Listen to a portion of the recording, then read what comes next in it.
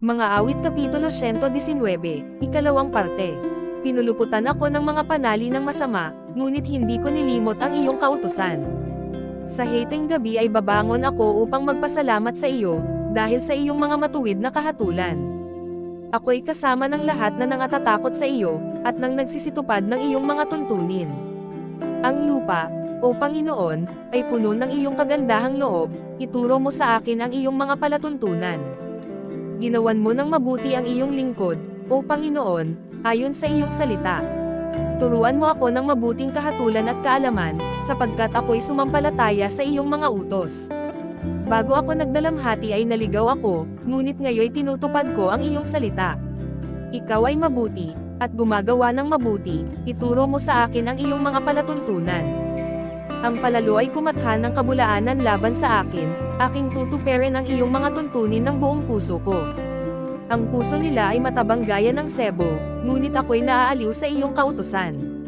Mabuti sa akin na ako'y napigati, upang aking matutuhan ang mga palatuntunan mo. Ang kautusan ng iyong bibig ay lalong mabuti sa akin kaysa libong ginto at pilak. Ginawa ako at inanyuan ako ng iyong mga kamay, bigyan mo ako ng unawa, upang matutuhan ko ang iyong mga utos. Silang nangatatakot sa iyo ay makikita ako, at matutuwa, sapagkat ako'y umasa sa iyong salita. Talastas ko, O Panginoon, na ang mga kahatulan mo ay matuwid, at sa pagtatapat, iyo akong dinalamati. Isinasamo ko sa iyo na maging kaliwan ko ang iyong kagandahang loob, ayon sa iyong salita sa iyong lingkod. Dumating nawa sa akin ang iyong malumanay na kawan upang ako'y mabuhay, sapagkat ang kautusan mo'y aking kaliwan. Mahiya ang palalo, sapagkat dinaig nila ako ng walang kadahilanan, ngunit ako'y magbubulay sa iyong mga tuntunin. Bumalik nawa sa akin yaong nangatatakot sa iyo, at silang nakakakilala ng iyong mga patuto. Maging sakdal nawa ang aking puso sa iyong mga palatuntunan, upang huwag akong mapahiya. Pinanglulapaypayan ng aking kaluluwa ang iyong pagliligtas, ngunit umaasa ako sa iyong salita. Pinangangalumatahan ng aking mga mata ang iyong salita, samantalang aking sinasabi, kailan mo ako aaliwin? Sapagkat ako'y naging parang balat na lalagyan ng alak sa usok, gayon may hindi ko kinalilimutan ang iyong mga palatuntunan. Gaano karami ang mga kaarawan ng iyong lingkod? Kailan ka gagawa ng kahatulan sa kanila na nagsisyusig sa akin? Inihukay ako ng palalo ng mga lungaw na hindi mga ayon sa iyong kautusan. Lahat mong mga utos ay tapat. Kanilang inuusig ako na may kamalian, tulungan mo ako. Kanilang tinunaw ako halos sa ibabaw ng lupa, ngunit hindi ko pinabayaan ang mga tuntunin mo. Buhayin mo ako ayon sa iyong kagandahang loob, sa gayo'y aking iingatan ang patuto ng iyong bibig. Magpakailanman, O Panginoon, ang iyong salita ay natatag sa langit. Ang iyong pagtatapat ay sa lahat ng salit-saling lahi, iyong itinatag ang lupa, at lumalagi. Namamalagi sa araw na ito ayon sa iyong mga alituntunin, sapagkat lahat ng bagay ay mga lingkod mo.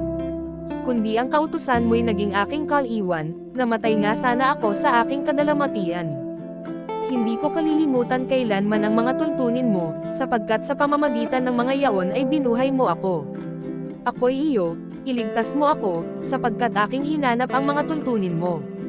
Inabatan ako ng masama upang ako'y patayin, ngunit aking gugunatin ang iyong mga patuto.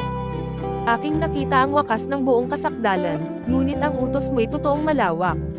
O gaanong iniibig ko ang iyong kautusan. Siya kong ganito buong araw. Pinarunong ako kaysa aking mga kaaway ng iyong mga utos, sapagkat mga laging sama sa akin. Ako'y may higit na unawa kaysa lahat ng tagapagturo sa akin, sapagkat ang iyong mga patuto ay ganito ko.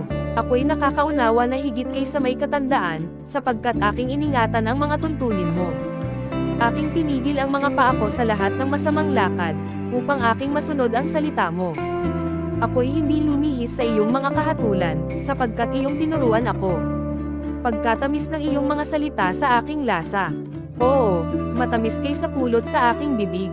Sa iyong mga tuntunin ay nagkakamit ako ng unawa, kaya't aking ipinagtatanam ang bawat lakad na sinungaling. Ang salita mo'y ilawan sa aking mga paa, at liwanag sa aking landas.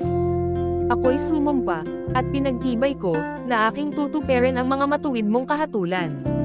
Ako'y nagdadalamhating mainam, buhayin mo ako, O Panginoon, ayon sa iyong salita. Tanggapin mo, isinasamo ko sa iyo, ang mga kusang handog ng aking bibig, o Panginoon, at ituro mo sa akin ang mga kahatulan mo. Ang kaluluwa ko'y laging nasa aking kamay, gayon may hindi ko pinalilimutan ang kautusan mo. Ipinaglagay ako ng silo ng masama, gayon may hindi ako lumihis sa iyong mga tuntunin. Ang mga patuto mo'y inari kong pinakamano magpakailanman, sapagkat sila ang kagalakan ng aking puso. Ikaniling ko ang puso ko na ganapin ang mga palatuntunan mo, magpakailanman, sa makatuwid bagay hanggang sa wakas. Ipinagtatanam ko sila na may salawahang pag-iisip, ngunit ang iyong kautusan ay iniibig ko. Ikaw ang kablihan kong dako at kalasag ko, ako'y umaasa sa iyong salita.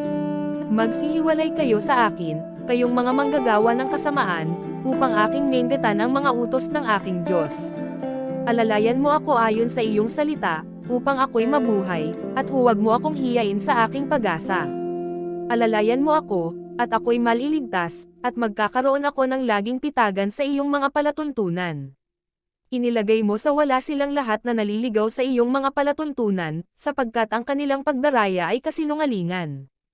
Inaalis mo ang lahat ng masama sa lupa na gaya ng tangbakal, kaya't iniibig ko ang mga patuto mo. Ang laman ko'y nanginginig dahil sa takot sa iyo, at ako'y takot sa iyong mga kahatulan.